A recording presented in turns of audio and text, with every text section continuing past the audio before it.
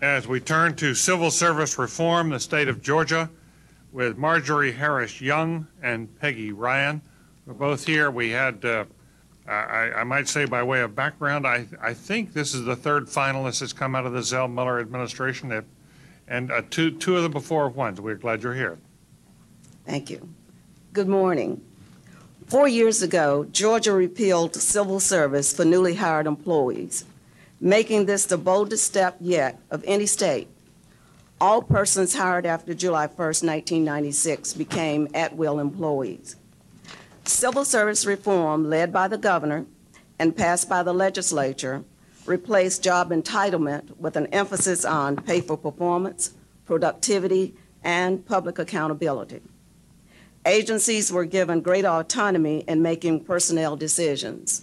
As a result, agencies are able to hire, promote, and even fire employees in a more timely manner. The merit system's role has changed also. Now, instead of being a human resource police, the merit system is a consultant to agencies, a coordinator of HR policies, and a facilitator of solutions to HR issues.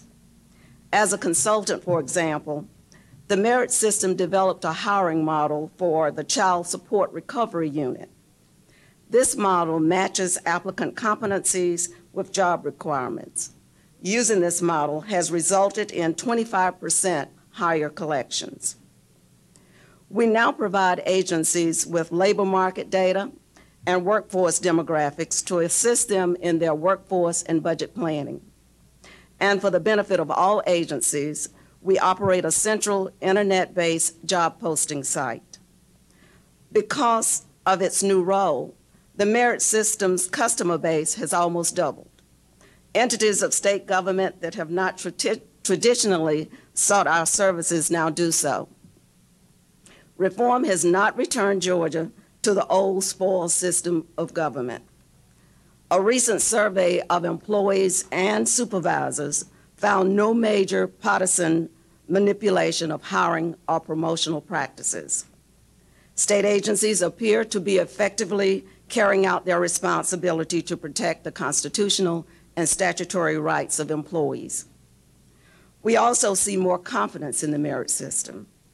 Earlier this year, the General Assembly revised the original reform legislation. This change reinforces collaborations between agencies in the merit system in developing guidelines and model HR processes to reflect business objectives. Agencies are working together with the new merit system as enthusiastic partners. Together, we are developing workforce planning models, updating our performance management process, and even developing an HR auditing process. Since reform, we feel that the merit system has a stronger presence in state government. HR is now perceived as a valued management and leadership agent rather than a system of processes. We also feel that citizens have a reason to feel increased confidence in the state's workforce. I now present a merit system customer, Peggy Ryan, the Director of Human Resources for the Department of Corrections. Peggy. Thank you, Commissioner Young. Georgia's Department of Corrections operates the nation's 8th largest prison system and largest per capita probation system. We have almost 15,000 employees. In today's competitive labor market, we conceivably could be in a real staffing crisis if not for civil service reform. Reform allowed us to take a real fresh approach to how we deliver HR services.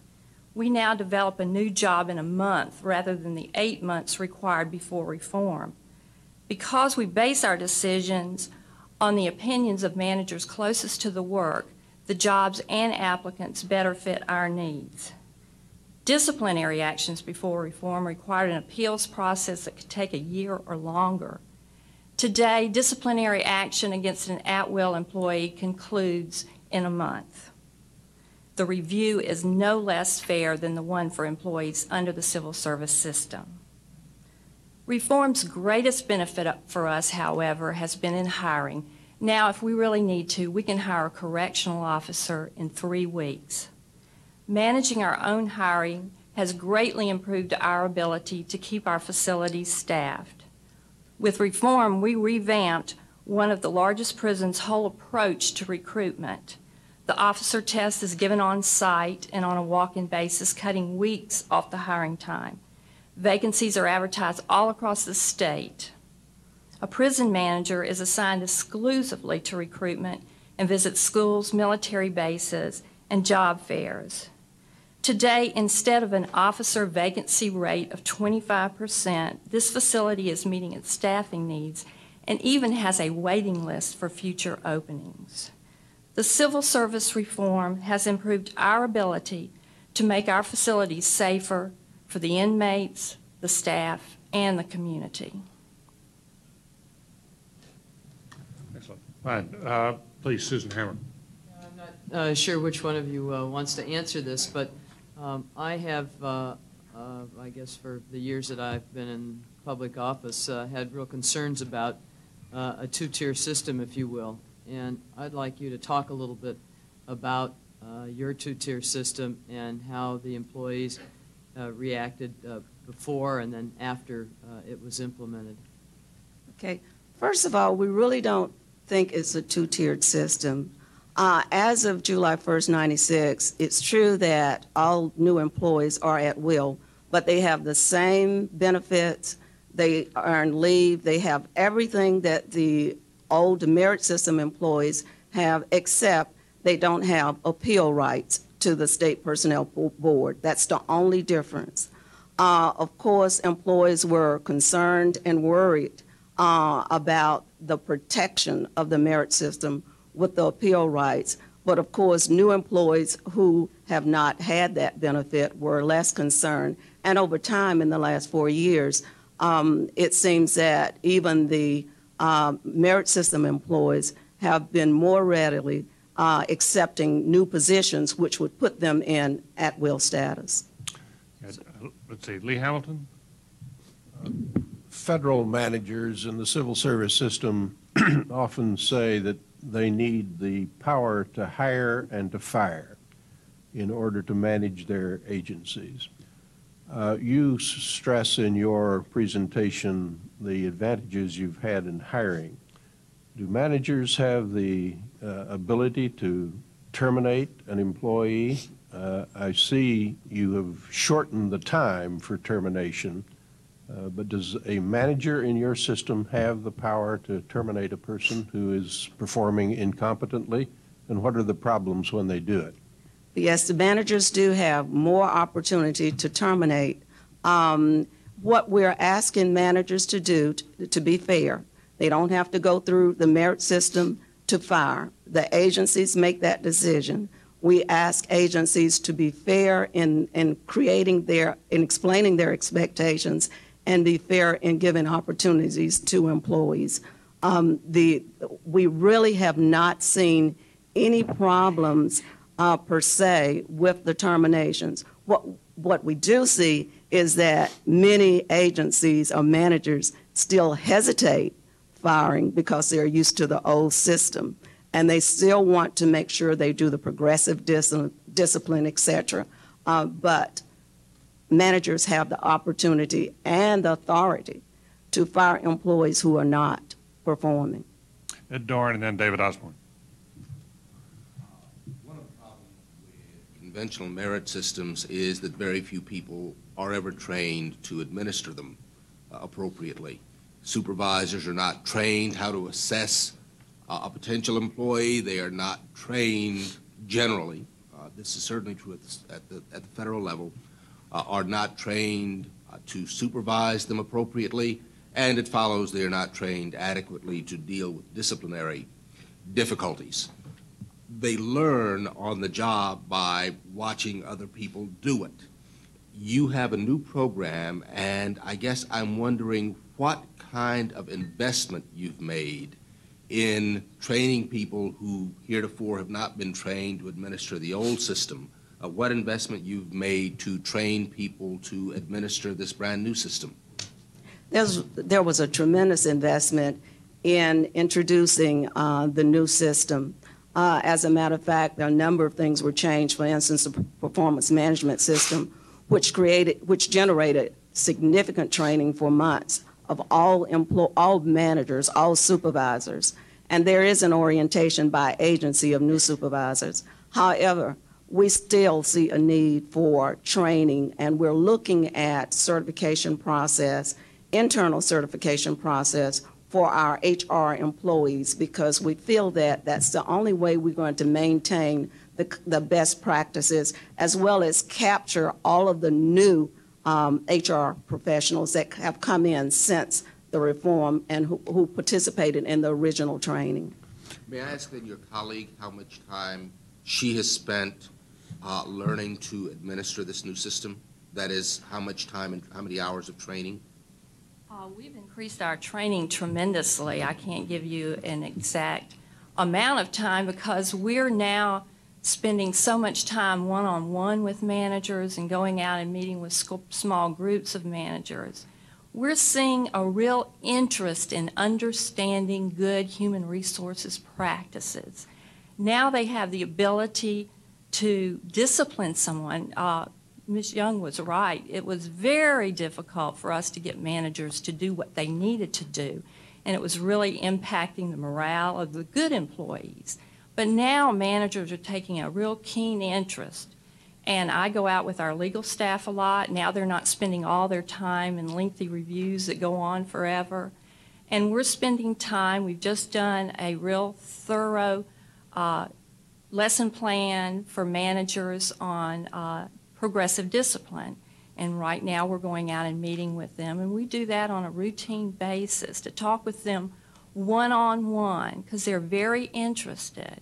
So I am lucky. I have an excellent, well-trained staff, highly educated in HR, and we're thrilled to be able to have the opportunity to implement some of the more innovative things that have come down the pike in HR, and that's what's really been nice. And now we're starting to see managers coming to us, and they're learning these things, and in every area, whether it's discipline or how to pay people appropriately, there's a real excitement. Our time has elapsed here, actually a couple minutes ago, but David, would you still like to press a question? Yeah, if I may. Please. Your application cited a study by Stephen Condrey indicating that some amount of cronyism and favoritism was creeping back into the hiring process. You said that a recent survey had found no major partisan manipulation of hiring or firing. Can you, one, tell us a little more about that survey, who was surveyed and so on, and two, tell us what your strategy is to prevent patronage and cronyism from getting into the hiring and firing process? We've just finished, or we're finishing up a survey that was done by the University of Georgia and Georgia State University. We contracted with them to do a survey.